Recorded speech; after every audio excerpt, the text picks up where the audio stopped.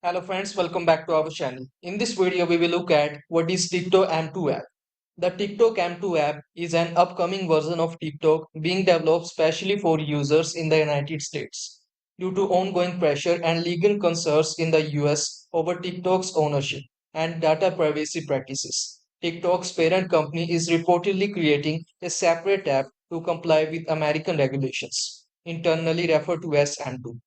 This new version is expected to launch around September 5, 2025, and by March 2026. The original TikTok app may be phased out in the US altogether.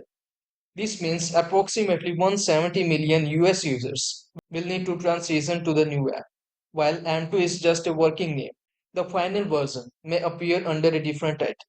The goal of this move is to localize operations and reduce potential tensions by offering a US specific platform. It is still unclear if similar changes will apply to other regions like Europe. For now, US users should expect a significant shift in how they access TikTok starting later this year. If you find this video helpful, so please like this video and also subscribe our channel. Thanks for watching.